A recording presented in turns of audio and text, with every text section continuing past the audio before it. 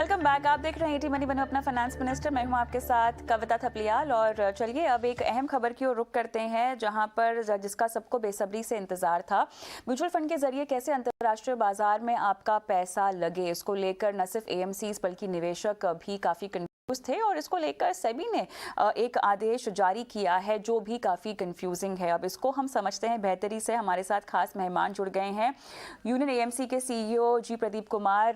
प्रदीप जी, स्वागत है आपका।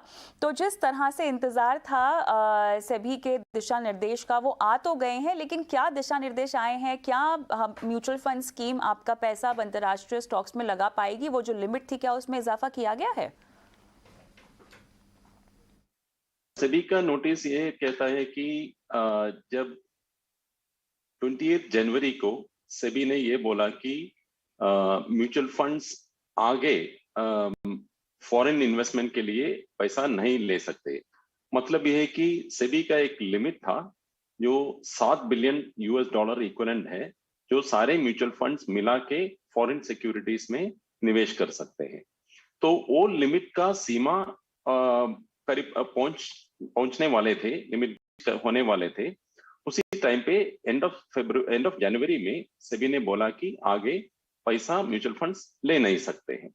तो 1 फरवरी को जो अमाउंट था, उसके आगे म्यूचुअल फंड्स ने जो फंड्स फॉरेन सिक्योरिटीज में इन्वेस्ट करते हैं, इंटरनेशनल इन्वेस्टमेंट करने वाले फंड्स है, उसमें निवेश नहीं कर पाए हमारे निवेशक।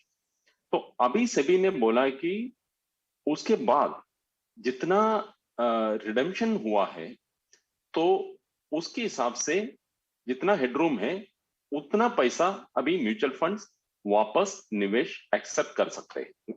यही बोला है सेबी का नोटिस में।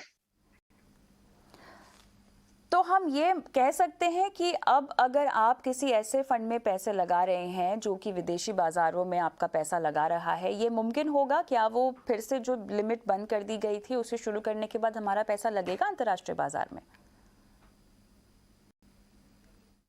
यस, लगा सकते हैं, लेकिन जितना पैसा लगा सकते हैं वो हर म्यूचुअल फंड में कितना लिमिट उनको अवेलेबल है उस पर डिपेंड करते हैं।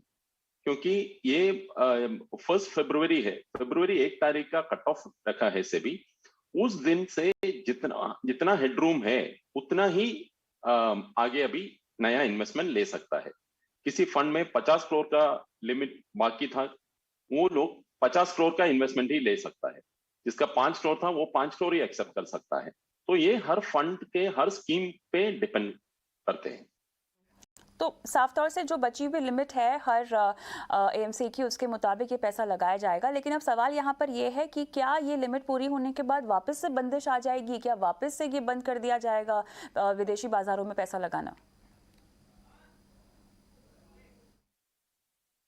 नहीं, अभी के आज के तारीख में आप देखेगा तो जो लिमिट है, $7 बिलियन का लिमिट है, वो बढ़ाने का कोई बात अभी कुछ क्लियर नहीं हुआ है। बढ़ा भी सकता है, इंडस्ट्री ने रिप्रेजेंट किया है सभी को बढ़ाने के लिए, लेकिन जब तक वो लिमिट नहीं बढ़ेगा ये सिचुएशन वापस आ सकता है। क्योंकि जितना हेडरूम है, जैसे मैंने बोला कि हर फंड के ऊपर डिपेंड करता है, तो 50 करोड़, 5 करोड़, 100 करोड़, जो भी हर फंड हाउस का लिमिट है, वो खत्म होने के बाद वापस निवेश बंद करना पड़ेगा म्यूचुअल फंड्स को।